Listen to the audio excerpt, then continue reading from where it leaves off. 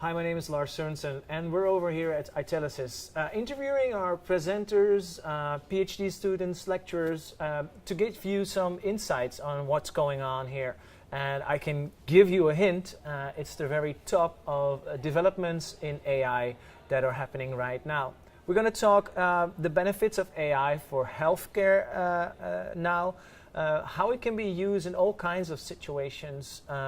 I have a specialist here, Arshia Khan from the University of Minnesota Duluth. It's pretty much the field description, right? We're talking healthcare and how AI can benefit in that area, because we can use it in so many smart ways. Absolutely, absolutely. We can apply AI, robotics, machine learning to healthcare and reap the benefits of that, you know.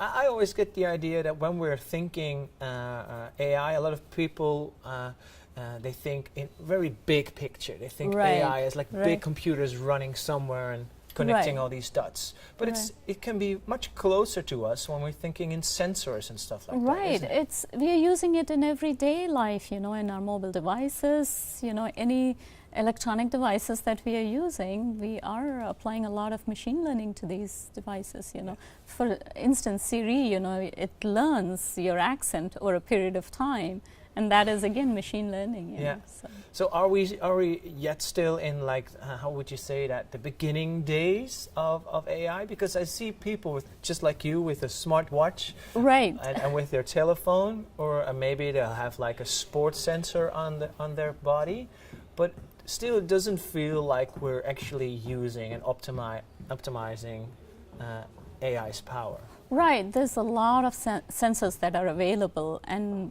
more we are starting to use them, you know. But I think as time goes by, this will become the norm. We'll have sensors all over our body, you know, just for daily use, you know. I wear this wristwatch because several reasons. One, it gives me all the notifications about my calendar. If somebody emails me, I get to know. Plus, I can track my walking, how many miles I've covered, when I go to the gym, what I've done and stuff like that. So now you choose to use this smart system. Where can we apply AI in which that also, like, society can benefit from it? Because we're solving a lot of healthcare problems now by putting in, sending in humans. Right. So what we are trying to do is trying to initially use the sensors that the people use every day in their life, you know. Like this particular watch has a heart rate sensor. It has an oxygen monitor. So there are several things that we can use from the existing sensors. On top of that, people, when they go for a jog or something, they may put additional sensors on their body. So we can use the data from these sensors and collect their physiological data, you know. So for instance, you know, if somebody is going to have, say a bipolar person is going to have a manic attack, they don't just have the attack. There are some physiological changes that occur before the event. So what we are trying to do is observe these physiological changes, track them, learn individually per person what are the physiological changes that happen that are unique to that person, and then be able to predict the episode before it occurs. So we can do something about it before it occurs. So then we start to connect the insights that we create with data to maybe how you call that? I'm not a native speaker, sorry. To a form of therapy. That could be a solution instead of medicine or... Exactly. More preventive than reactive care. In your idea and your vision, where would it take us? Because obviously if your research and your paper already have done some experimenting, and a lot of things are possible. So where do you think it will eventually bring us if we start philosophizing a little bit?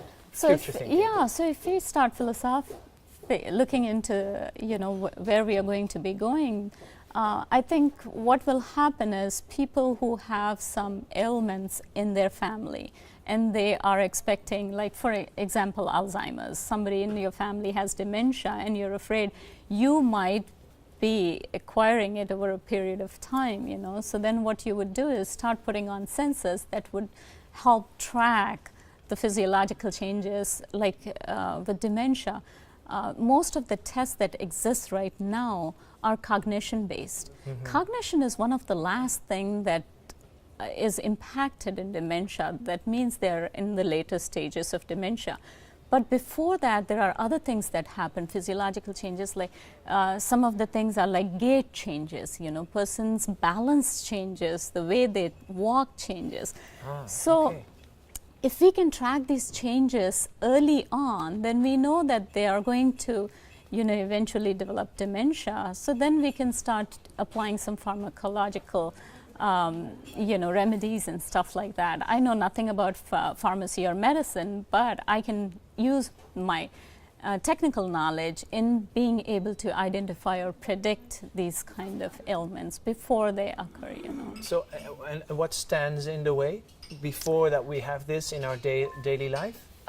Use of more sensors, you know. People need to get comfortable wearing sensors, and we are getting to the point where, you know, people do not hesitate to wear the heart rate sensor, for instance. But it's also because it looks cool, right? It does. We need more cool sensors in our life. Yes, we sure do. Yeah. I want to thank you so much for sharing your thoughts. I know this is only a short time. Maybe you want a lot more when you're looking at this video. But we have more videos available that we created for you over here at Itelisys.